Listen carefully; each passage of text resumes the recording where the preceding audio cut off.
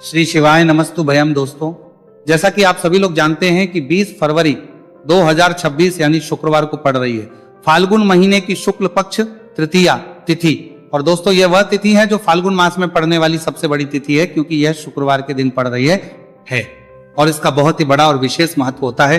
पूज्य गुरु जी ने कहा है कि अगर कभी भी मौका लग जाए और फाल्गुन महीने की तृतीया तिथि शुक्रवार को पड़ जाए तो आप लोगों को 11 चावल के दाने का उपाय तो अवश्य ही करना चाहिए। इन दोनों का संयोग बहुत ही कम आता है। इसी के साथ में गुरु जी ने अपने शिव पुराण कथा में बताया है कि इस दिन आपको 11 चावल दाने का उपाय तो आपको अवश्य ही करना चाहिए, क्योंकि ऐसा दिन पूरे साल में सिर्फ एक ही बार आता है। और दोस्तों, आप सभी लोग जानते हो कि शुक्रवार तृतीया तिथि का अगर सबसे बड़ा कोई उपाय है तो वह 11 चावल के दाने वाला उपाय है। तो दोस्तों, इस शुक्रवार तृतीया तिथि के दिन आप लोगों को इस 11 चावल दाने वाले उपाय को जरूर करना है। बहुत सारे लोग होंगे जिन लोगों ने इस उपाय को ना किया हो, मतलब पूरा साल निकल गया, उन्होंने किसी भी दिन इस 11 चावल के दाने वाले उपाय को ना किया हो। पर दोस्तों, आपके पास एक आखिरी मौका बचा हुआ है, जो कि 20 फरवरी शुक्रवार तृतीया तिथि के दिन है। तो इस दिन आप लोगों को इस वाले उपाय को जरूर कर लेना है। भले ही आप पूरे महीने भर इस उपाय को ना किया हो, पर अगर आपने इस फाल्गुन महीने की तृतीया तिथि के दिन अगर इस वाले उपाय को कर लिया तो आपको इस उपाय को करने का वो फल मिलेगा जिसकी आपने कभी कल्पना भी नहीं करी होगी। इसीलिए आप लोग इस वाले उपाय को एक बार जरूर कर लेना है, ताकि आप लोगों के हाथ से यह मौका ना जा सके और आपको इस उपाय को करने का फल मिल सके। दोस्तों, यह उपाय पंडित जी ने अपनी अभी की श्री शिव महापुराण की कथा में बताया है जी। इस उपाय को आज हम आपको बहुत अच्छे से समझाने वाले हैं। इस वीडियो को देखने बाद इस उपाय को समझने के लिए आपको कोई और वीडियो को देखने की जरूरत नहीं पड़ेगी। तो चलिए दोस्तों, उपाय को शुरू करते हैं। देखिए, ये इस फाल्गुन महीने के शुक्रवार तृतीया तिथि के दिन ये इतना खास होता है, इतना महत्वपूर्ण होता है। देखा गया है कभी कभी बड़े बड़े पूजा पाठ अनुष्ठान से जो मनोकामना पूर्ण नहीं होते, वो फाल्गुन महीने के शुक्रवार तृतीया तिथि के दिन एक छोटे से उपाय करने से ही आपकी मनोकामना पूर्ण हो जाती है। और बहुत सारे लोग इस उपाय को किया भी है और उनको इस उपाय को करने का फल भी जरूर मिला है। अगर आप लोग भी इस उपाय को करना चाहते हैं तो आप इस उपाय को पहले अच्छे से समझ लेना, सुन लेना, उसके बाद करना। आपको इस उपाय का फल जरूर मिलेगा। और इस उपाय को कर लेने से आपके घर में चाहे किसी भी प्रकार की दुहक और समस्या क्यों ना चल रही हो, आपको उसका कारण भी नहीं पता है कि भाई ये समस्या किसका कारण से चल रही है, उसका भी कुछ कारण हो सकता है, जैसे पितृदोष हो सकता है या किसी भी तरह का मंगल दोष भी हो सकता है। तो इस दिन आप लोगों को ये वाला उपाय कर लेना है। ये एक ऐसा उपाय है जिस उपाय को अगर किसी विशेष दिन पर किया जाए तो भाई उस विशेष दिन का जो है वह तो हमें मिलता ही मिलता है, पर हमने उस दिन पर इस उपाय को किया है तो हमें उससे भी बड़ा फल मिलता है, और फल बहुत जल्दी मिलता है, क्योंकि आप इस उपाय को बहुत ही बड़े और विशेष पर कर रहे हो। तो चलिए अब उपाय के बारे में बात करते हैं, लेकिन उससे पहले आप लोगों को यह जानना आवश्यक है कि आखिर यह उपाय किस समय करना है, किसको करना है और कैसे करना है। तो चलिए हम आगे आपको वीडियो में एक एक करके बता देते हैं। लेकिन उससे पहले अगर आप लोग हमारे चैनल पर पहली बार आए हैं या फिर मेरी आवाज आज पहली बार सुन रहे हैं तो हमारे चैनल को सब्सक्राइब जरूर कर लेना, और इस वीडियो को करके कमेंट बॉक्स में श्री शिवाय नमस्तु भयम ओम नमः शिवाय जरूर टाइप कर देना। तो दोस्तों, इस 11 चावल के दाने वाले उपाय को हमें इस शुक्रवार तृतीया तिथि के दिन कैसे करना है, किसको करना है, किस समय करना है और कहां पर करना है, ये सारे सवालों के जवाब आपको इस वीडियो में मिल जाएंगे। और जो ये वीडियो देखेगा भाई उसको 11 चावल के दाने वाला उपाय जरूर करना चाहिए, क्योंकि इस दिन एक चावल के दाने का बहुत ही बड़ा और विशेष महत्व होता है। और जब बात आ जाए 11 चावल के दाने की तो ये सोने पर सुहागा वाली बात हो जाती है, और ये एक बहुत ही बड़ा उपाय हो जाता है इस शुक्रवार तृतीया तिथि का।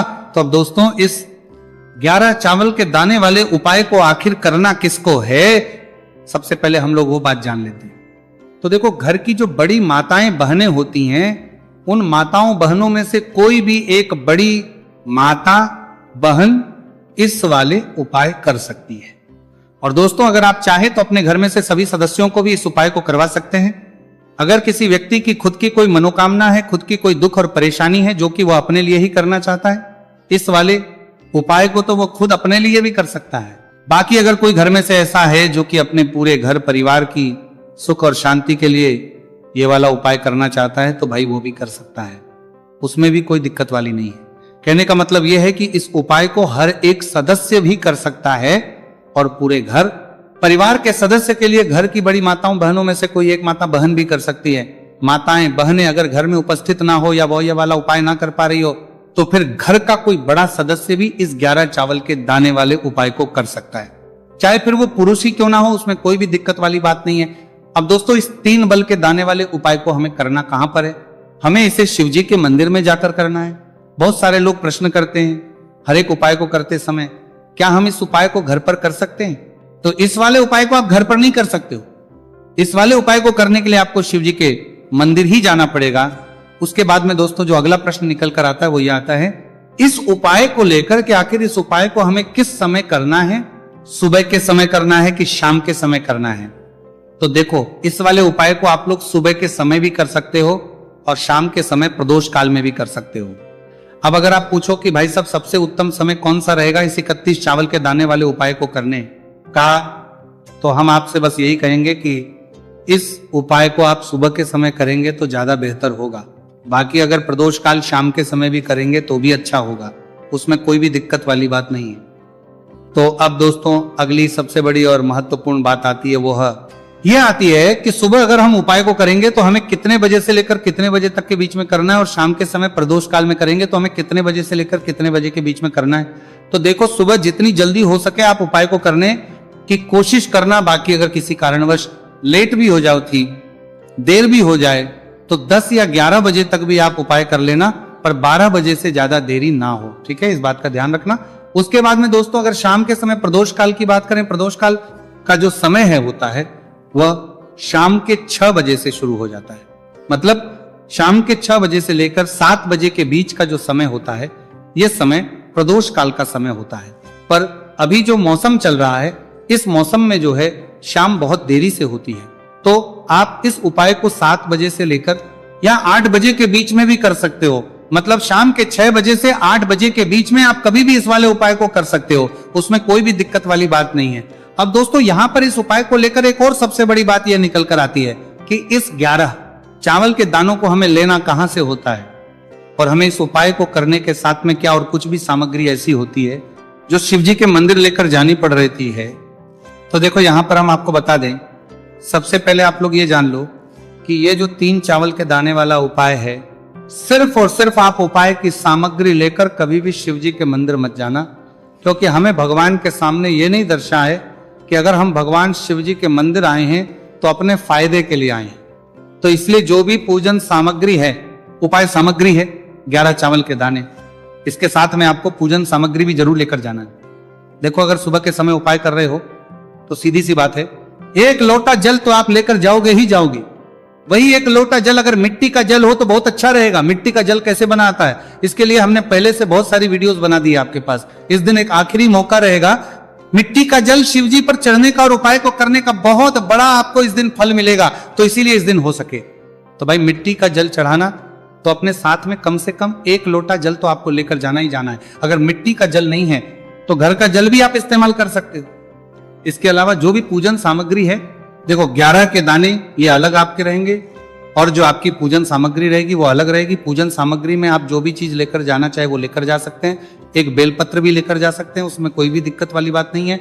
वहीं अगर हम बात करें शाम के समय की, तो शाम के समय शिव जी पर जल नहीं चढ़ता है, इसीलिए शाम के समय आप लोग एक दीपक तैयार कर लें जो कि गोल तीखा आटे का शुद्ध देसी गाय का घी का होगा, है ना।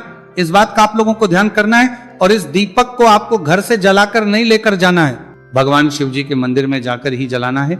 इस बात का भी आप लोगों को ध्यान रखना है। अब दोस्तों यहां पर हमें इस बात को समझना है कि ये 11 चावल के दाने हमें लेना कहां से है। क्या हमें दुकान से लेकर आना है या हमें अपने घर से लेना है या कहां से लेकर आना है और कौन से चावल लेना है, क्योंकि चावल भी बहुत प्रकार के होते हैं। तो देखो इन सभी सवालों के जवाब आप लोग एक बात में सुन लो कि भाई जो उपाय है, इस उपाय में आपको ये नहीं देखना है कि भाई कौन से चावल है कौन से चावल नहीं है।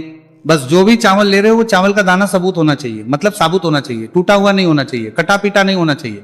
ये बात आपको ध्यान रखना है। बाकी आपका चावल बासमती हो या सादा चावल हो या कोई सा भी चावल हो, उसमें कोई भी दिक्कत वाली बात नहीं है। तो सीधी सी बात है कि आपके घर के रसोई घर में जहां पर आप बनाते हो वहां पर जो भी चावल आपके उपस्थित हो, उन चावलों में से अपनी एक कटोरी भर लेना या एक मुट्ठी चावल अलग से निकाल कर रख लेना, क्योंकि हम 11 चावल ही यहाँ पर इस उपाय में लेने वाले हैं, तो हमें ये चावल के दाने गिनकर निकालने पड़ेंगे। इस बात का आप लोगों को ध्यान रखना है। तो अपने उस चावल की कटोरी में से या चावल में से 11 ऐसे चावल के दाने आप लोग निकाल लो जो कि टूटे हुए ना हो, कटे पीटे ना हो, कोई दाग ना लगा हुआ हो, है ना। अच्छे साबुत चावल के दाने 31 दाने आप लोग निकाल कर रख लो और इन्हें किसी भी एक कागज की पड़िया में या किसी एक छोटी सी कटोरी में आप लोग रख लो, ताकि यह सुरक्षित रहे, आपके एक भी चावल का दाना इधर उधर ना हो और आपका उपाय भी पूरा अच्छे से हो जाए। तो भाई जैसे ही आपका उपाय की जो सामग्री है 11 चावल के दाने ये तैयार हो जाते हैं, उसके बाद में आपको जो भी अपनी पूजन सामग्री है, सुबह समय कर रहे हो तो एक लोटा जल और एक बेलपत्र या पूजन सामग्री जो लेकर जाना चाहो उसकी भी तैयारी कर लेना, और शाम के समय जा रहे हो तो भाई अपना जो दीपक है उसे तैयार कर लेना, ठीक है। और उपाय को करते समय शुद्धता का विशेष रूप से ध्यान रखना, ठीक है। सुबह सुबह स्नान करने के बाद ही उपाय को करने की आप लोग तैयारी करना। उसके बाद अगर शाम के समय की बात करें तो शाम के समय आपको स्नान करने की जरूरत नहीं है, पर शुद्धता ध्यान रखना है। आपको स्नान तो नहीं करेंगे, आप हाथ मुंह धोकर भी इस वाले उपाय को शाम के समय प्रदोष काल में कर सकते हैं, इसमें कोई दिक्कत वाली बात नहीं है। तो आप अपने उपाय की पूरी सामग्री तैयार करके आपके पास ही में जो आपका शिव मंदिर हो वहां पर पहुंच जाइए। सबसे पहले शिव मंदिर में जाकर आप लोगों को उपाय नहीं करना है, पहले भगवान के दर्शन करना है, भगवान से आशीर्वाद प्राप्त करना है, फिर शिव जी की शिवलिंग के पास में आना है। शिवलिंग के पास में आने के बाद जो पूजन सामग्री लेकर आए हुए हैं, जैसे कि सुबह गए हुए होंगे तो एक लोटा जल और जो भी पूजन सामग्री लेकर आए हैं आप उनसे भगवान शिव जी की पूजन कीजिए। सबसे पहले तो एक लोटा जल ही चढ़ेगा, फिर आपको एक बेलपत्र श्री शिवाय नमस्तु भयम का जाप करते हुए शिवलिंग पर चढ़ा देना है। उसके बाद में आपकी पूजन सामग्री चढ़ेगी। उसके बाद में अगर दोस्तों शाम के समय अगर आप इस उपाय को कर रहे हो तो अपने साथ कम से कम एक जो दीपक है गोल बाती का जो आप अपने साथ में लेकर गए हो, उस दीपक को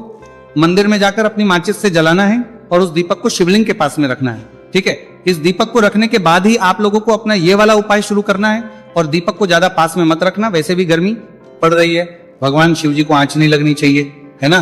तो भाई जैसे ही आपकी पूजा अर्चना हो जाती है आप भगवान शिव जी को प्रसन्न कर लेते हैं। उसके बाद शिवलिंग के पास ही में आप कहीं पर बैठ जाइए, सामने या आसपास जिस जगह पर आपको बैठना हो वहां आप क्या रहे और पर बैठ जाइए और अपने वो 11 चावल के दाने अपने सामने निकाल कर रख लीजिए, क्योंकि अब यहाँ पर उपाय को यहाँ पर करने की आपको तैयारी करना है। और इस तरीके से जब आप उपाय करेंगे, पूजन सामग्री करने के बाद, पूजन अर्चना करने के बाद, तो आपको उपाय का फल बहुत जल्दी और बहुत होकर मिलेगा। तो अपने चावल के अपने सामने निकाल कर रख लेना। और ये जो उपाय है ये आपकी सीधे हाथ की हथेली से होगा, इसलिए इस बात का भी विशेष रूप से ध्यान रखना है। तो सीधे हाथ की हथेली का प्रयोग करके ही आप लोग अपना इस वाले उपाय को करना। अपने सामने जो भी आपके कागज की पुड़िया है उसको खोल कर रख लो, या कटोरी है तो भाई उसे अपने सामने रख लो और अपने वो 11 चावल के दाने निकाल लो, ठीक है। उसके बाद में दोस्तों अब आपको क्या करना है कि शिवलिंग आपके सामने होगी, तो आपने वो 11 चावल के दाने एक एक करके जहां पर आपने बेलपत्र चढ़ाए आपको शिवजी के शिवलिंग के ऊपर चढ़ाना है। कहां पर चढ़ाना है? शिवलिंग के ऊपर चढ़ाना है, और कहीं पर भी नहीं चढ़ाना है। आपको अपने हथेली से तो शिवलिंग के ऊपर चढ़ाना है, भले ही फिर वो अपने आप जलाधारी पर गिर जाए, ये मतलब वहीं पर गिर जाए उसमें कोई दिक्कत वाली बात नहीं है, पर आप चढ़ाओ शिवलिंग के ऊपर। तो आपको क्या करना है, अपना पहला चावल का दाना उठाना है, श्री शिवाय नमस्तु भयम बोलना है और शिवलिंग पर चढ़ देना है।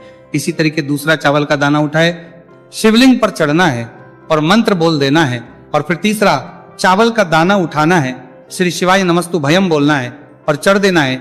इसी प्रकार से आपको पूरे 11 चावल के दाने एक एक करके शिव जी के शिवलिंग के ऊपर चढ़ाना है और भगवान से प्रार्थना करते जाना है। मतलब प्रार्थना तो आपको आखिरी में करना है, पर हर एक चावल के दाने को चढ़ाते समय श्री शिवाय नमस्तु भयम जरूर बोलना है। उसके ही में यह चावल का दाना शिवलिंग के ऊपर आपको चढ़ाना है। जैसे ही आपके 11 चावल के दाने शिवलिंग के ऊपर चढ़ते हैं तो भाई उसके बाद में आपको क्या करना है, भगवान से अपनी मनोकामना बोलना है। मनोकामना भी कब बोलना है? जब आपका 11 चावल का दाना आपके सीधे हाथ की हथेली में हो और आप उसे चढ़ाने के लिए जा रहे हो, श्री शिवाय नमस्तु भयम बोलकर उस आखिरी चावल के दाने को शिवलिंग के ऊपर चढ़ा देना। भगवान से फिर अपनी वह मनोकामना बोल देना जिस मनोकामना के लिए आप लोग अपना ये वाला उपाय कर रहे हो। जिस भी दुहक और परेशानी के लिए आप लोग अपना ये वाला उपाय कर रहे हो, उसके बाद में जैसे ही आप अपनी मनोकामना बोल देते हो, आपका ये वाला उपाय पूरा हो जाता है। पर दोस्तों उपाय को करने के बाद आप लोगों को 2 मिनट भगवान शिव जी के मंत्र का जाप जरूर करना है, और मंत्र का जाप करने के बाद भगवान से एक और बार करना है अपनी मनोकामना के लिए। या अपनी जो भी दुख और परेशानी है उसके लिए। इसके बाद में आप लोग भगवान को देखकर, भगवान से प्रार्थना करके, उनसे आशीर्वाद लेकर वहां से उठ सकते हैं और अपने घर पर जा सकते हैं। बस दोस्तों, यहाँ पर ये वाला उपाय पूरा हो जाता है। इस तरीके से जो भी व्यक्ति छोटी छोटी चीज का ध्यान रखते हुए इस 11 चावल के दाने वाले उपाय को करेगा, निश्चित सी बात है उसे उसकी मनोकामना पूरी होगी और जो भी दुख और परेशानी है वह भी बहुत ही जल्दी दूर होंगे। तो दोस्तों, यह थे पूज्य गुरु जी द्वारा बताए गए कुछ बहुत ही खास उपाय। अगर आपको जानकारी अच्छी लगी हो तो वीडियो लाइक करिएगा, मिलतेगा, मनोकामना पूरी होगी, ये तरफ से काम करिएगा, मिलतेगा हैं फिर एक नई वीडियो के साथ। श्री शिवाय नमस्तु भयम।